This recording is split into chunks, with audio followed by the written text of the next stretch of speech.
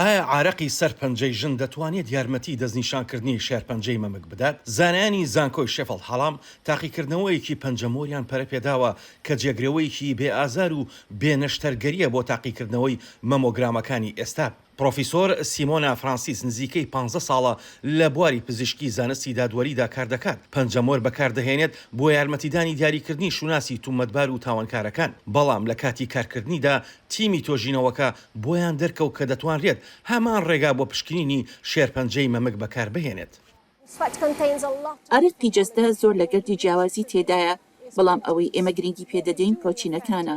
ئەوەی ئێمە لە ئیستادا دەیکەین دۆزینەوەی ئەو پرۆتینانەیە و ئاستی جیاوازی دەربڕینی ئەو پرۆتینانە و فاکتەرە جیاوازەکانی دەربڕینیان کە پێمان دەڵێن ئایەلووی نەخۆشەکە نازیان بەخش بێت یان لە قۆناغی سەرەتایی شێرپەنجەدا بێت یان تەشەنەی کردبێت.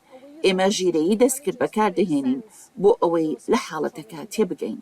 لە ساڵی 2021دا شێرپەنجەی مەمک پێش شێرپەنجەی سیەکان کەوت وەک باوترین جۆری نەخۆشیەکە کە ساڵانە نزیکەی لە سایە 12 توشبوانی نوێ لە جیهاندا پێک دەهێنێت. ئەوەش بەپێی راپۆرتی ڕێکخراوی تەندروستی جیهانی. فرانسیس پێی وایە ڕەنگە ڕۆژێک بێت ئیتر پشکنینی پەنجەمۆر بەبێ نەشتەرگەری جێگەی مەمۆگرام بگرێتەوە و زیاتر هانی خەڵک بدات تا پشکنینی بەردەوامیان بۆ بکرێت.